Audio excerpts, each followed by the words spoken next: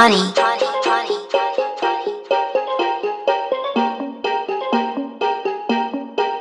Another episode of Put You On Game. I have another special guest with me. Man, he's a radio personality, host of Second Chance with JOHNERIO Scott and the Let's Talk Show, HIV advocate as well. I got that boy JOHNERIO Scott. The one and only. Man, out here making moves, man. I love to see it, man. I love to see it, man. You are a big inspiration for me, man. I love to see you out here doing your thing, man. You move with such confidence and grace, man. I'm like, man, I gotta get like that shit. You know what I'm saying? I gotta get like that. You got it, man. Man, hey, nah, it looked like I got it. Shit. In my head, I'm like, God damn, I'm not really doing this shit right. We all doing it. Like, listen, I still get nervous sometimes. Really? Yeah. But the way you play it though, man, you play it like so like it don't even seem that way though. They would never know. Yeah, I like that, man. So like, what are some of the things you hoping to accomplish this year? And if you already accomplished those things, what were those things? Man, the main thing right now that I'm focusing on that I really want to accomplish before the end of 2023 is having my talk show pick up from a major network. So I'm working to pitch my show to different networks in hopes to somebody pick it up. Wow. Okay then. Yeah, man. I respect that's that. the goal. I like that, man. You know, that's a good goal, man. And I believe it's gonna happen though. Listen, and you're trying to come by the end of this year. By the end of this year. So that's why I actually just started doing live audience talk shows. So that, because one thing I've learned from interviewing different people and just talking to different people in these different industries is you got to have something to show these people when you pitch to them. They want to know, all right, you want to do an audience show. Okay. You ain't even did an audience show. So how you telling us that you want us to be on this platform and you ain't got the results? So I'm just like, all right, let me get a step ahead. So when I do send those emails and send those videos and send those pictures that I got receipts. Hell, as you saying, so you already putting these folks on game. So you saying, based on when you pitch to the main network, you gotta have something like, look here, I do this, I already did this. This what's happening. You gotta have a trailer. That's what I'm getting. So this is what you need to come with right here. Right. Especially because these people putting money behind you. They are. So they like, listen, yo, I ain't want to lose this money. So you gotta bring it to them. And that's what I tell people too, man. You know, we can build our own networks to get to that point. You know what I'm saying? To where we can leverage ourselves and negotiate. Because I think Jim Jones said it. You don't get what you own, you get what you negotiate. You get what you negotiate. So you might think you worth $1 million, but if you don't negotiate $1 million, your ass ain't gonna get $1 million. At all. You be like, man, $250,000? Nah. They be like $250,000. Right. No. You be like, damn, so you really get what you negotiate, man. So that's what's up. That's what's up, man. So let's take it back to the beginning, man. Back to the beginning, man. Where you from? So I'm from this small town in South Carolina called King Street. Okay. Man, it's probably King Street probably can fit in Midtown. Damn. Like we probably fit in Midtown. Small. Yeah, that's small. Crazy. So that's why like my dreams are so big because I didn't see much. So it was like, yo, I don't see it, but I want it and I know it. And that really drove my hunger. That drove my hunger. Coming from that background, I like that. So that struggle, I always tell people, man, when you come from it, that that struggling background is like you just there's nothing, you gotta have it. You know what I'm saying? Like you just got to do whatever you got to do to make it. Yo. You see what I'm saying? That what drives people. I tell people, being hungry. Like I got friends that's in LA doing media stuff, and LA is bigger than Atlanta. Absolutely. But it's so many different small towns and counties in Atlanta, and like my friends that's in LA that know how to hustle, they tell me all the time, like, you can tell the difference between people who is from LA and people who's from Atlanta or other areas, because people from LA, they told me that they don't really hustle hard. But you can tell them hustlers, you be like, oh yeah, you ain't from LA. So the same, like, from me being not from Atlanta, but being from a smaller county or smaller city, it's like, yeah, this hustle is different. The hustle is different. I like that, man. So did you end up going to college? Yep. So I have my bachelor's in broadcast journalism and my master's in new media journalism and marketing. Oh, okay. So you actually went to school for this right here. Yeah. Cause that's crazy. So I went to school first year. My freshman year, I went to HBCU. Okay. Shout out to Claflin University. Shout them out. Yo, HBCU. Absolutely. Listen, go to a HBCU. Yes, please. Especially if you're black. Even if you're not black, if you're white, Mexican, whatever, go to a HBCU. I'm telling you, it'll change your life. Yes. So I actually wanted to be an actor at first. So I missed. It still happened. No, I just sent my audition for a little role. Oh, okay. Hey, it's gonna happen. Yeah. And I actually got the role. You did. Yeah. We did. Congratulations, man. Congratulations. Yeah, man. So I went for acting. Okay. And I missed the deadline for classes and stuff. Okay. Doing, just the whole doing financial aid and all that. Right. Yeah. So I was like, well, I still want to be on camera. Right. So I was like, well, I did like watching 106 in Park. I think everybody Maury, watching the Martell Williams show, Jerry Springer. I was like, what a time! What a time! What a time! I just told my age, but I was like, yo. I still want to be on camera. I can still be on camera if I do that. Absolutely. I like to talk. Absolutely. I like to be in people's business. Right. Let me do media. And man, did it and fell in love with it. I fell in love with being on air. I fell in love with editing. I fell in love with just all of it. The only thing I didn't fall in love with was news. Like being like a news person, an anchor. I didn't like that because it was boring. It was and then. So that was my freshman year. But after that, I left the HBCU because it was a private HBCU, and my mom was like, "Yo, I ain't got the money for this." So I went to this white prestigious college, and it was hard as heck. But I made it out. I made it out. That's the most important thing. It was hard, but again, like with them, the studies and the culture was different. Right. So when you go for news, it's strictly news. Like, thank you for calling. Thank you for working with so and so. Tune in. Like it was. I didn't like that. But I had to do it because I had to graduate. Right. So I got through that, and then once I graduated, I was like, yo, I have what it takes to start my own company, my own show, because I've been picturing myself right after college. I've been pitching myself to like BET and hiring, trying to find a job in media, and it was hard. So I was like, "Yo, I'm gonna just do it myself. I can create my own platform." Right. So that's when I created my show, Let's Talk with JOHNERIO Scott, and from there it took off. So how did you end up getting with Khadijah then? How'd you get? So we actually went to high school together. Oh yeah, yeah. Her mom was actually one of my teachers. Oh wow. Yeah. So we went to school together. We're from the same small area. Okay. And. I moved to Atlanta, and then she moved to Atlanta, and I was like, I'm all about connecting and networking and putting people on. I like that. So I was like, girl, let's work. I mean, we from the same town. Like, let's not be strangers. And started like how great she was with videography, and again, I was one band manning it since 2016. Hell is you saying?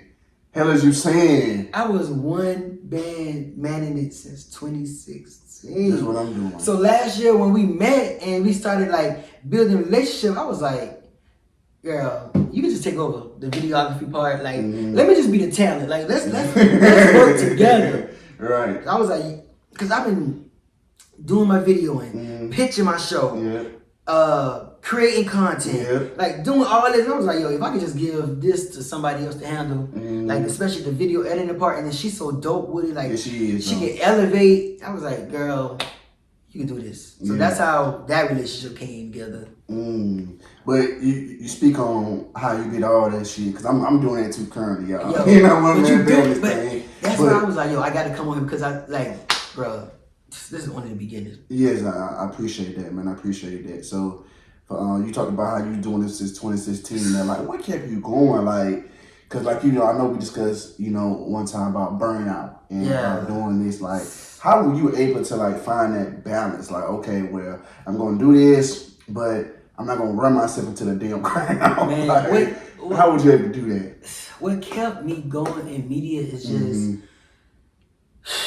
bro, just I found happiness in media because right before I started my talk show, I found out that I was HIV positive, and I looked at that situation like, yo, I looked at it as God giving me a second chance of life, like, because I could have been gone, you know, like, especially I could have been gone, so it's like, I was like, yo, I look at this as a second chance of life. I started my talk show. My first interview was Michelle Williams. My second was David Banner. And from there, it took off. And when I didn't have anything, I had media. When I didn't have anything, I had, well, God, of course, but I had media. Like, people, like, when I was interviewing big-time celebrities, I was sleeping on people's couch. Damn. I was high in my car because I couldn't pay my car insurance. Or my car payment. Right. I was trying to find my next meal, but I always had media to make me feel good, to give me that happiness, to just give me that strength.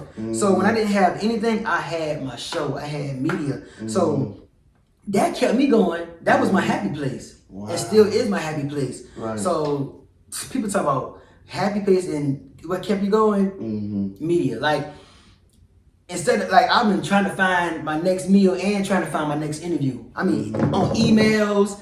And shout out to everybody who supported me. My cousin, who I moved with her in Charlotte. And that's when I started my show. The same day I moved to Charlotte, I started my show and I interviewed Michelle Williams, and it was on from there. But shout out to my cousin again for, like, just let me sleep on her couch for months so I can get on my feet. Like, so how did you, but you know, you talk about interviewing Michelle Williams and David Banner, like, how did you just automatically just get up there? Like, were you on some type of different show or something where you just met these people? Nah, like, how did this, because I don't think everybody just come out the blue, hey, I interviewed David Banner, you know what I'm saying? No, interviewed him. You know? Networking, like, Okay, I was on networking, social media, and before I started my own show, I was blogging for my mentor today. She's still my mentor. I was blogging for her, and then I just put myself out there. I was like, yo, I'm a talk show host, and by me just blogging and saying I'm a talk show host, and you know, with the blogging, I was interviewing people, but it was written like magazines and stuff, but it wasn't cameras. So I took that experience. And I moved to, was on that, what was it, Facebook. And this publicist, she was starting out as a publicist herself. She was like, hey, do you want to come to this event and cover it? I was like, perfect. I got the perfect, like, I got this. At that time, I had just started my master's program. So the master's program I went to Full Sail University. So they gave me a camera, tripod, everything. Right. They gave me a MacBook, like, they gave me everything. So I was like, I got everything I have. Homegirl just said, if I'm in Charlotte, which I just got to Charlotte like 2 hours ago, that I could come to this event and interview people. I'm about to jump on this. And the crazy thing about it, y'all, man, bro, got there, nervous as hell. Yeah. First time interviewing in person. Then there's Michelle Williams and all these other big time names in Charlotte, North Carolina that's there. Other radio personnel. People, I was the only fresh face there. Wow. So again, I was one band man in it. So I'm right there. It was like, hey, you, come on, you next. I was like, okay, so I'm shaking boots. I'm trying to set the camera up, the tripod.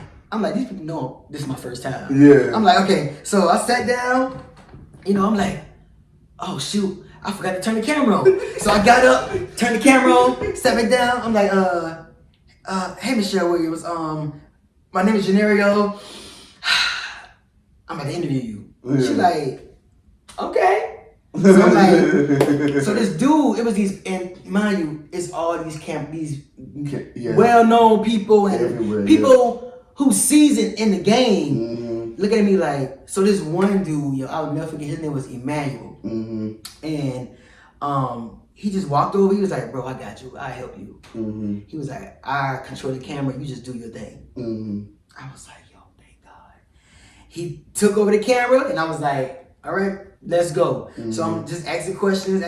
You know, of course I was kind of, you know, a little rusty, but I did the damn thing. And from there on, those people to this day be like, Johnerio, like, we knew you was gonna be something. Like from that day, we knew that you was gonna be something. And they still to this day support me, root me on. And Michelle Williams and David Bannon, like those were my first interviews, but they still getting numbras. And I'm just like, yo, I'm just grateful. Right. So who were some of the people though in the media industry that inspired you? Oprah. Okay. Martell Williams. Okay. Everybody on One Center Park when I was coming up. Free. Yeah. What is it? EJ? AJ. Yeah. They were one of the OGs. Yeah, the OGs. Like, but definitely Martell Williams. I used to watch the Martell Williams show every day. Like, instead of people going home, there were kids going home and looking at cartoons and stuff, I was going home looking at talk shows. Like, I remember sitting down with my grandma every day, like, you coming outside after this show? Oh, I'm coming. It got so crazy that the kids in the neighborhood started coming home to my house to look at the shows with me. Cause I was serious. Like, I always picture myself being on TV, having my own talk show, or just being a dope ass correspondent for a nice outlet, a dope outlet. So yeah. I like that, man. So let's get back to Let's Talk show, man. So like, but how did you like pitch that show? Like, how did you get that? You know, close to Live Media. Like, how did you end up getting that show? They actually reached out to me. Oh, they did. They actually reached out to me. It was like, yo, we see you. We see what you can bring. We see what you create. We see how you interact. We love your energy. Right. And it was like, you want to be on the radio? And it's crazy because that happened New Year's Eve. The whole week following up to New Year's, I fasted, and I was like, I want to do radio. So the last day of my fast, which was the last day of last year, enter into New Year, he was like, I want you to come on the radio and have your own show. And I was like, yo, this is crazy. This is crazy. And again, I always like to put people on. And me and Khadijah, again, at that time, she was already, being my videographer. And if I see something in people, I'm gonna pull it out of you. Right. So I was like, girl, why you not in front of the camera? Like, why you ain't? Yeah. You got it. Yeah. So you want to be on the show with me? She was like, sure. What is it? I was like, so I'm about to start radio, and I'm looking for a co-host. And I love our energy. I love how you all things media and how just what you can bring too. Let's do this. And so that's how it started. Let's Talk with Khadijah and JOHNERIO. And I actually changed, because Let's Talk with JOHNERIO Scott was my show since 2016. But during that time, I was also rebranding. So I was like, yo, I could keep the Let's Talk. I think that fits more with radio. And I'm just, during that time, I was still trying to find out what I was going to do with my talk show, like the name and all that. So I was like, yeah, Let's Talk. That's open, that's radio, that's fun, and we can talk about anything. Right. So yeah, that's how that came together on the radio. That was up, man. So what were some of your early trials and tribulations of being on air on the radio station? Holding it myself, like, how can I sit on this radio and just talk to no one? Used to having people. Oh yeah. It's just me and a mic. Right. So that was the toughest thing, and it's still tough to me because it's still like, okay, JOHNERIO, no one's talking back to you. But that's why now when I'm on the radio, I go on live. Because I'm like, okay, I got interaction, so this is gonna help this and this. Okay. So yeah, like it's still, cause me, I be like, believe it or not, when I'm by myself, I'm quiet. Like I'm just chill. So having the mic in front of me and it just being me, I'm gonna just be chill. Absolutely. I'm gonna just be chill. Absolutely. So yeah, that was the toughest thing. I mean, by me already being in the background of having a show, marketing and all that, that's easy. Right. That's easy. So just holding the conversation. That's the thing I would take too, man. When did you gain that confidence? Because you be interviewing all these people, man. For me, man, I know that was one of my biggest worries. Like, I can talk to people I know. You know what I'm saying? But it's like people that I have no contact with. Like, how do I know? Can I still get this a great episode? Yeah. You know what I'm saying? I don't know this person. Yeah. Your vibe might be y'all. It might not miss with mine. You know what I'm saying? So like, how did you like kind of get that confidence to just still interview strangers, pretty much? Cause I realized that it's our show, so this is your show, so you really control the atmosphere. You control how the mood go. You control the mood of your guests. You control that. So in my head, I just be like, okay, JOHNERIO, if you nervous or whatever, you can't show it because you gotta build that. You gotta put that confidence out there. You gotta dig that confidence from somewhere. I mean, I still deal with my pronunciation of things because I'm so country. I'm from South Carolina. We geeky and we talk fast, so I still be like, all right, JOHNERIO, slow down, or it's just you just gotta put that confidence out there. And if you have the confidence, your guests gonna have the confidence. So there's really just finding that confidence and just owning it. Even if you mess something up, keep going. Like just own it. You have to own it and put the confidence out there. I like that, man. So you ready to get into this game, man? Let's get into this game. Let's go. Let's get into this game. And I ask you 5 questions, man. Whichever questions you get right, I take a shot. Whichever questions you get wrong, you take a shot. Now the point of this game is a motherfucking guessing game, okay? I'm not expecting motherfuckers to walk around knowing the answer to these goddamn questions. You see what I'm saying? But your co-host Khadija beat me 4-1. So she's up there. Smart. Yeah, she got all the motherfucking damn there right. Yo. I was like, damn, my bitch didn't take her. Like, I should have read a book before I came here. But I keep it on Black Excellence, man, where black people dominate the most. Music, entertainment, sports, just all type of stuff that black people just dominate. But I give you multiple choice. You get multiple choice. Oh, that's good. Yeah, Okay. I ain't finna tell you where was this speech going. Disclaimer, I'm not good with music. Music is not, I don't know, an artist. And I got some music questions here already, so that's already good though, man. Let's go. Let's go this a little closer. And then if you get all of them, if you just get one wrong, I'm doing this thing now. You get a free T-shirt. I want me a shirt. So I get you that free Put You On Game shirt. All right, let's go. Coming, so let's go. Question 1. From Lil Wayne's Carter 4 album, which song came out first? Was it A, John, B, How to Love? How to Love. Final answer. Lil Wayne's.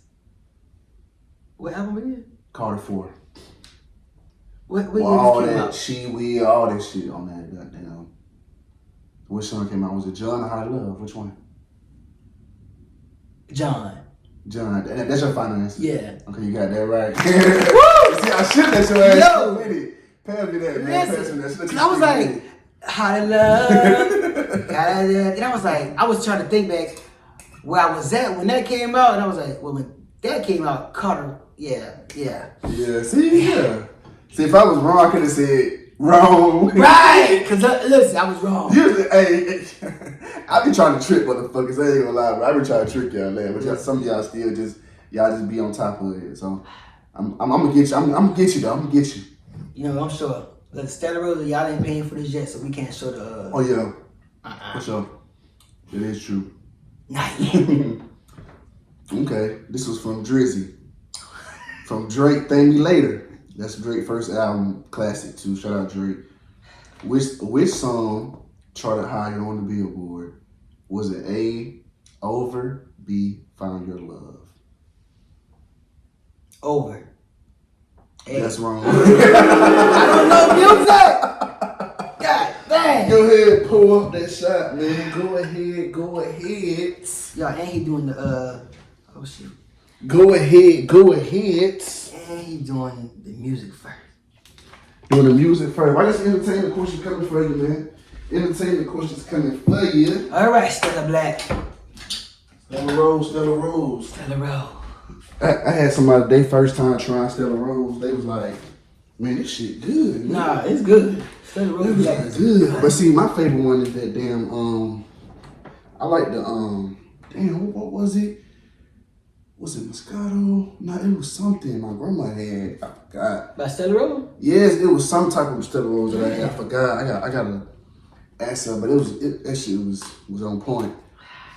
It was definitely on point though. But let's go, man. All right. Question 3. Who has played in more movies? A. Jamie Foxx. B. Wesley Snipes.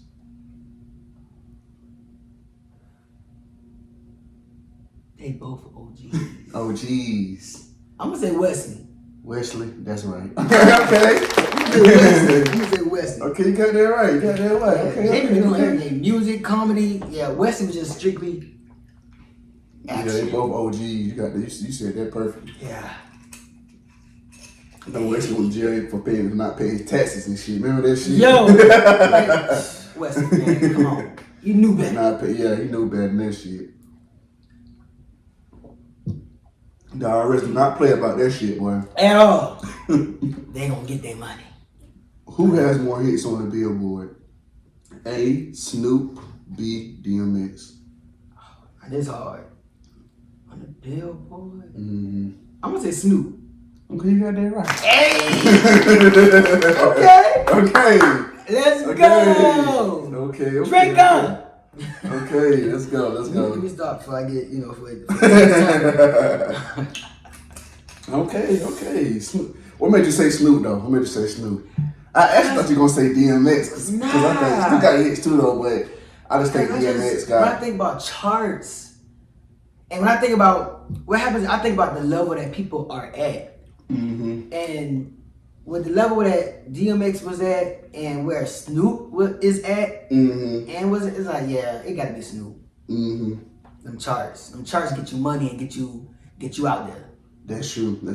Okay, last question, man. Oh, sure. Let's do it now. Get this right. Get it free. Get it wrong. Give me my shirt. You done. Okay. Right. What year did the movie, I ain't seen this movie in a long time too, Norby. Remember Norby? Yes. Come out. Was it 2006 or 2007? Okay, hold on, let me think for a minute. I don't even know. 2006 or 2007.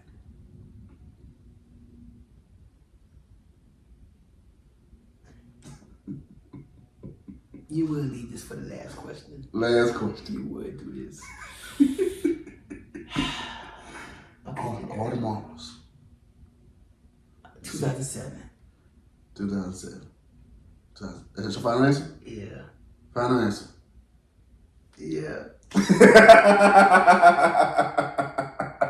God damn. Oh man, you got that right.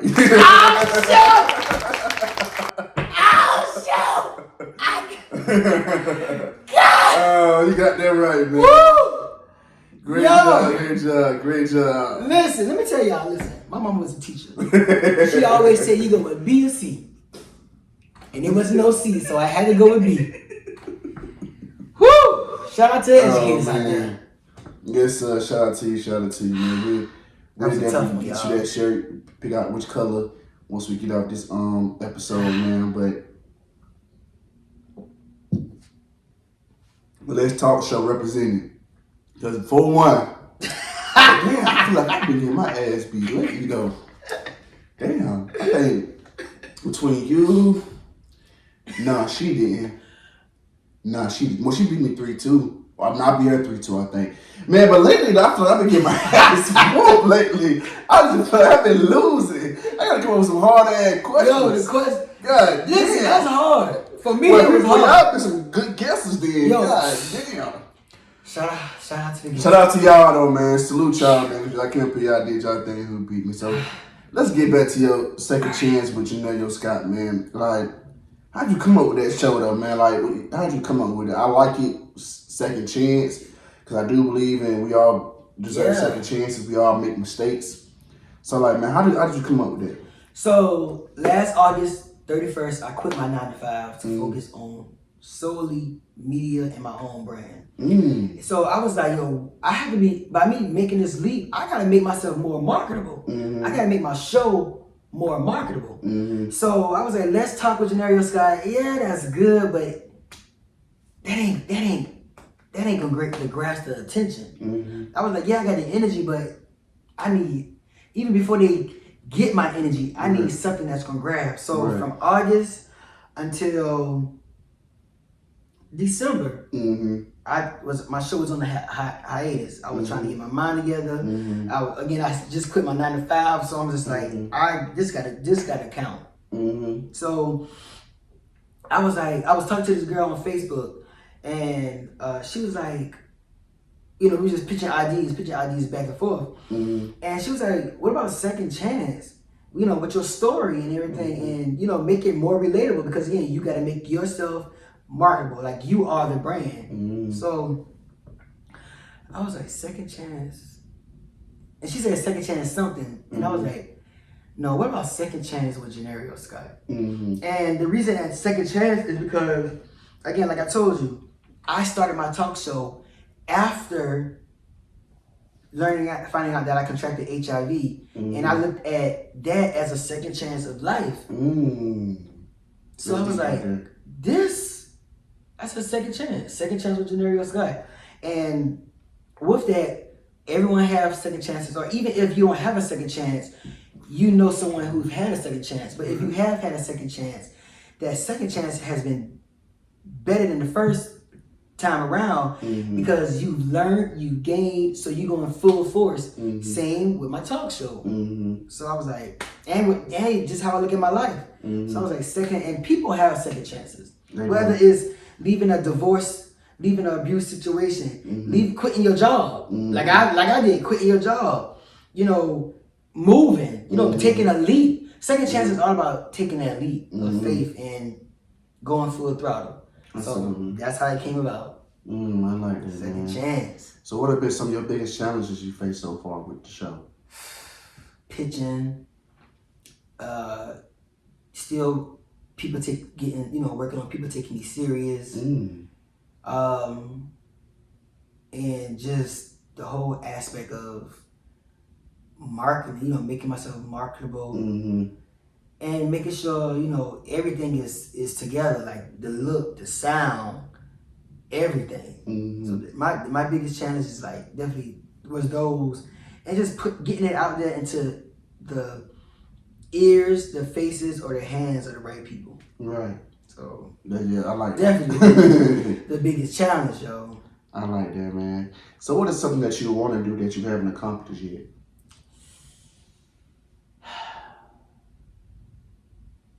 That I want to do that I haven't accomplished yet, man. I want to, which I'm working towards it, which is having a syndicated, televised, award-winning talk show. I like that. And of course, interviewing Chris Brown, Beyonce, Taraji P. Henson. Shout out to Taraji too, still. Being in LA as a good name when it comes to media. Like, I want to be that media guru. That's my goal. I like that, man. You got some real big goals, man, and you putting in the work to make it happen. It's hard. Yeah. It's tough. It is. Because listen, man, I be thinking about stopping. I ain't gonna lie. I think about stopping sometimes. But it's like, if I stop, I never know. I like that. You're right. If you stop, you'll never know. Because in this game, it gets tiresome sometimes. It does. Especially when you be putting in the work, you be like, God dang. But it's all about that timing, and I'm learning that too. Yeah, that's true. So man, if you can go back in time, what's one thing you would tell your past self? That's crazy. Let me ask people that.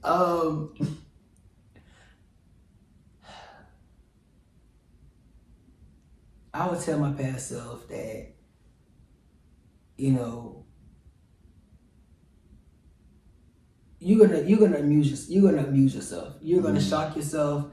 You're gonna see that you have so much strength that is out this world. Like, you're stronger than what you think you are. Definitely would tell myself that. You're stronger than what you think you are. I like that. Yeah, I think it's powerful right there, man. So, man, I know you talked about, having HIV, man. But so, how did you end up becoming an HIV advocate? So I found out that I had HIV. Well, I graduated from I graduated with my bachelor's degree December 2014. I found out that I was HIV positive. I want to say like probably like within like 5 months of graduating from undergrad, and uh, I've always just been that type of. My faith has always been so strong. Like I'm gonna make it out of any situation. I like that. Any situation I'm gonna make it out of. So from 2016 to 2020, I've been just like working on myself, making sure I had the health. I remember having this dream when I found out that I was HIV positive, that I was gonna be speaking to. I just remember being clear as day. I was in this room filled with people at this podium, telling people my story, and I'm like, no, I'm never telling people my story, never, until I moved to Georgia, and I started working at Aid Atlanta, which is this HIV testing center here in Atlanta. Well, it's HIV STD testing center and care place here in Atlanta. And for 2.5, 3 years, I was testing people that I didn't know, telling them that they were positive or not positive, but telling them my story.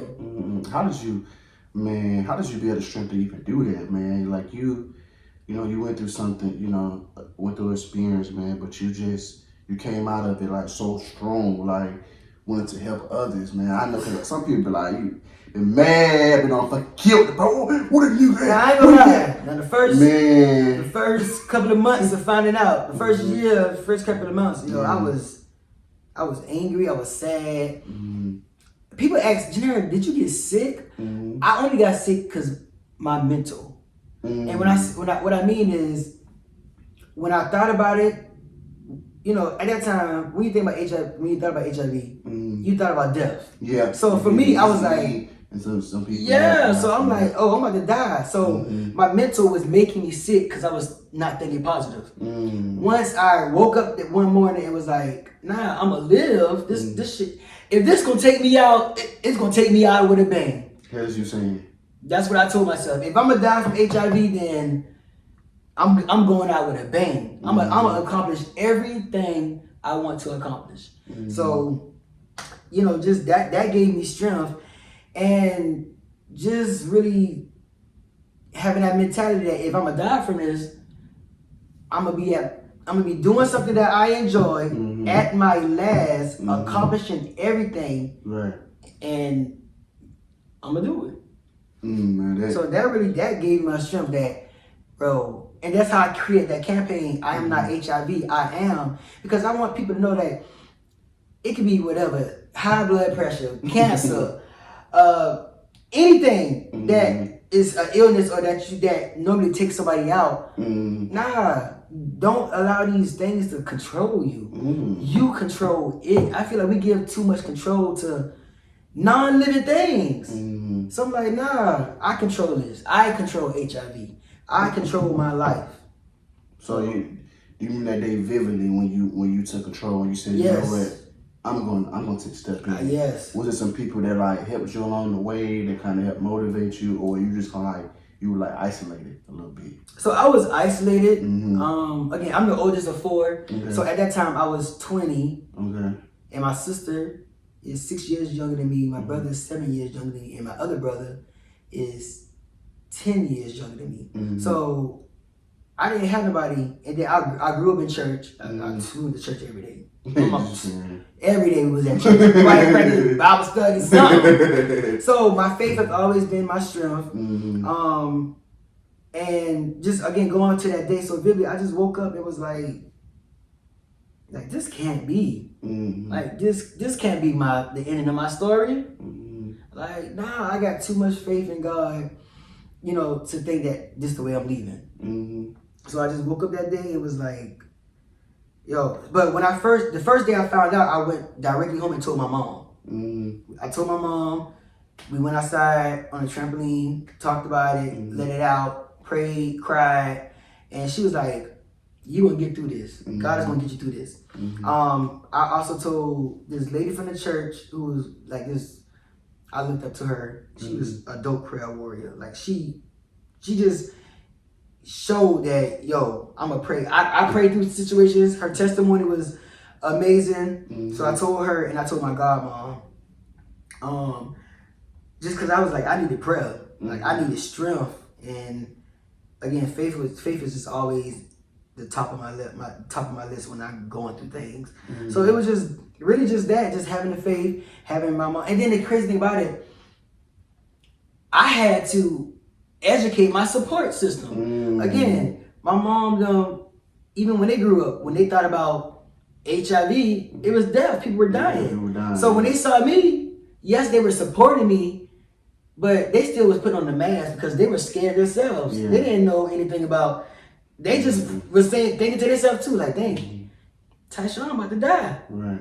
Like, so it's like me. So then I had to read. I asked questions with my doctors. I went to like different support groups with other people that were living with HIV, that were conquering and living life. And I've always been smart to like, I'm a read. So I was reading things, doing research, and just making sure I had enough support for myself and for my support system. I remember this one time, my little brother used my toothbrush, and I wasn't as educated as I am now on HIV, and I was like, my little brother got HIV. I done gave HIV to my little brother, which my mama didn't know no better, so she thought the same thing too. So we freaking out, calling the doctors, doing, and then that was really right there was a turnaround, because I was like, yeah, I gotta be more educated about this stuff. Like I need to know what I can do, what I can't do, what triggers, anything, like, because I was still in a relationship, but when I found out, like, I cut my relationship. I didn't want to have sex. I didn't want to kiss nobody. I didn't want nobody to talk to me. I just was like, my sexual lifestyle was done. Like, like my relationship went down the drain. Like, it was just everything. But I just had to just be my support. I growing up, my dad died when I was 8 years old. So rest in peace. Yeah, I've always had to do a whole lot more for myself. So it was just really like, all right, JOHNERIO, you gotta dust yourself off and do what you gotta do. So really that was the support system, that's how it was, until I started, telling other people. But I really didn't tell nobody until 2-3 years ago. Damn. No one knew. So from 2016 to 2021, I was battling this mentally by myself. I mean, my mom knew, and the other two ladies, but man, I'll tell you like this, man. You are a strong man, and for you to be able to come up how you came up and overcome that and still carry yourself with so much happiness, confidence, love, and care, man, I commend you for that. I got a lot of respect for you for that, man, and we need more people like you, man, to stand up. And it's good how you talked about the journey through it. And I think that's the thing that people also need to understand is the journey. How when you went from this to then you navigated and came back up. Thank you. You know what I'm saying? So much respect, man, and love for you for that, man, because that's what's up, man, because you could have easily just stayed under. Right. Stayed under. A lot of people do. A lot of people do, but you came up, man, and you stayed a man. So for other people out there that's listening, that's watching, what kind of advice can you give to other people who are, going through this and suffering through this? My thing is like, you control anything. Don't give people or things or situations the opportunity to control your destiny, to control you. Like, take your control back, own it, and keep going. I like that. Keep going. People be saying, oh, you just so humble. Like when people used to tell me that, and to the day they be like, you just so humble. I be like, you don't know what I went through. Right. You don't know what I am going through. Like, this shit is a journey. nah, I'm gonna always remain humble because, like you say, life can be going just like that. Just like that. You can be high like that and go back down just like that. Things can be taken just like that, yo. Yeah, I just saw a wrestler, his name Bray Wyatt, yesterday. They said he just fought through and won the life-threatening. I guess he was life-threatening injury, something he had, and he was on the track to be good. You know, next thing you know, he just was gone, just like that. Yo. So it's crazy how you just said that, because that's what I was feeling yesterday. Like, damn, this nigga 36. Yo, and I just turned 33 last bro. week, so I'm just like, it's crazy. Okay. But yeah, like that's why I will always be humble, because at any minute, this stuff can be gone. That. Just like that. You can have $1 million today and tomorrow have zero. Zero.